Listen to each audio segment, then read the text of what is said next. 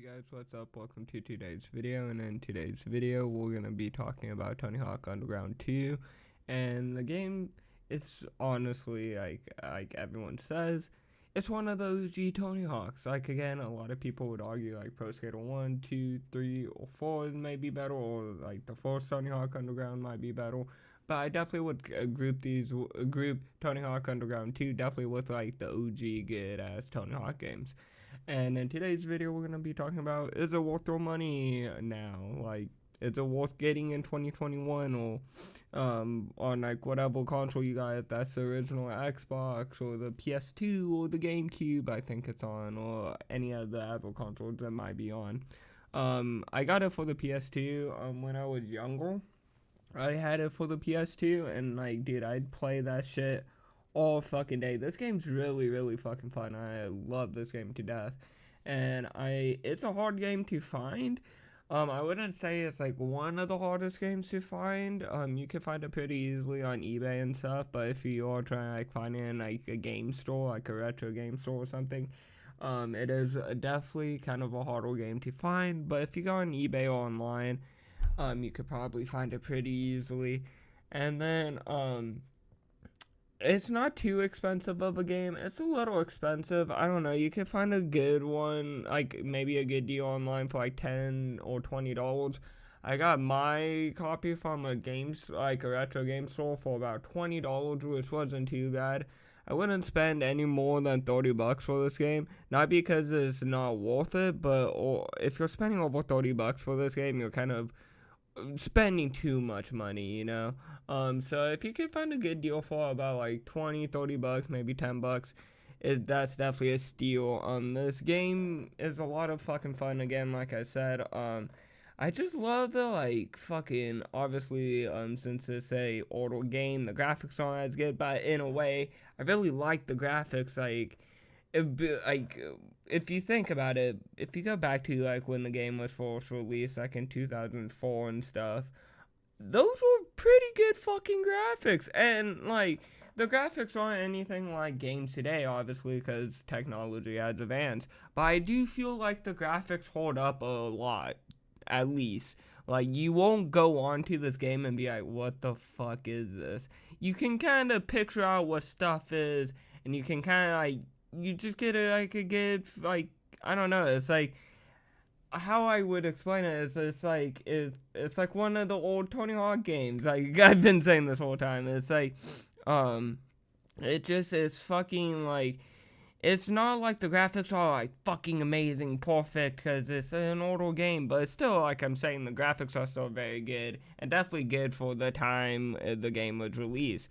But all I'm saying pretty much in that short fucking jumble of words is the graphics hold up.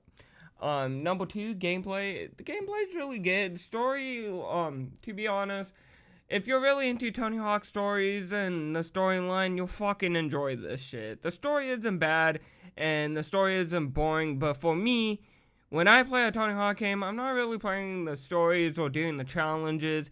Like, a lot of people are into doing that, and I understand why. The challenges are quite fun to do. But for me, I just kind of like punching in a cheat code, getting on the maps, and just kind of fucking around, and just kind of messing around on the maps and stuff. And then also, if you don't know, the game also has a map creator, or like a skate park creator, and I would say it's one of the, it's really good. It's really good for like when it comes to like creating maps and stuff. They have definitely a lot of props and stuff. I wouldn't say it's really like Skate 3 or anything, because again, it is a bit of an older game, but definitely it has a lot of props and stuff for you to mess around when it comes to creating maps.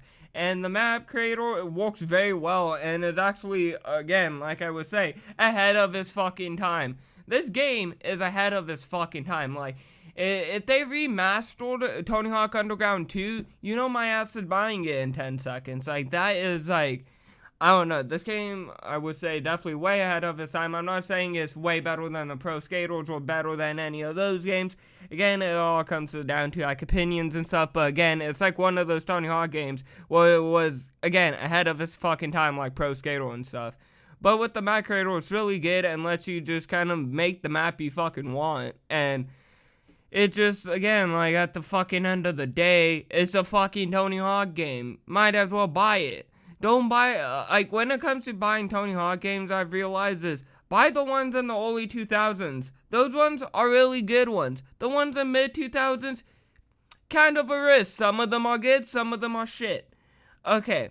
Then, there's the newer ones, and the newer ones are okay. Just don't buy the one for the fucking Wii. All I say is, don't buy Tony Hawk Ride. I heard that shit's a piece of trash. I wouldn't even fucking touch that with a fucking 10-foot stick.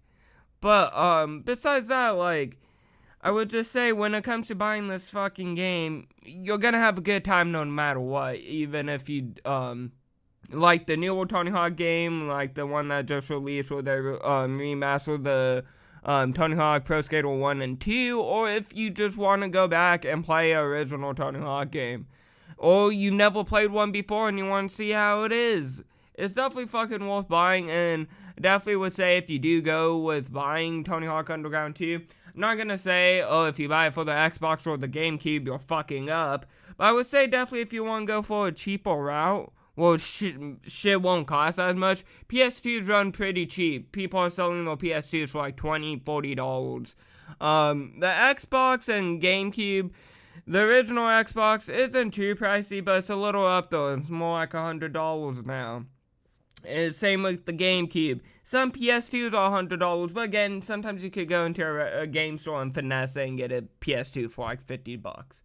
So, all I'm saying is PS2s will, I think, produce more, so they're kind of cheaper now to get your hands on. So if you never played one and want to try it out, might as well do that. And definitely with Tony Hawk Underground 2, it's definitely a good fucking game to play. Definitely if you have those older consoles or anything like that. Really, with this fucking video, it's kind of common fucking sense. It's Tony Hawk. It's the early 2000 ones. It's fucking good. They haven't fucked it up yet. Like, I don't know. The mid-2000s, like, Tony Hawk's, like, proving ground and stuff, I wouldn't say they really fucked up those Tony Hawks, but they're not, they don't have the charm that Underground has and Pro Skater has and stuff like that. But, definitely when it comes to, picking out a Tony Hawk game, I definitely would say Tony Hawk Underground 2 is definitely a fucking great pick, and you definitely should get your hands on it while you can, because again, like I'm saying, this game is pretty hard to get your hands on. I'm not gonna say it's at the point right now where it's gonna start getting hella expensive, but I could definitely see that happening in the next 5 years once the game becomes more and more scarce to get your hands on. But besides that, I hope you guys enjoyed today's video. If you did enjoy today's video, hit that fucking like button and subscribe. Turn on notifications, and I'll see you guys all in the next video. Bye, guys.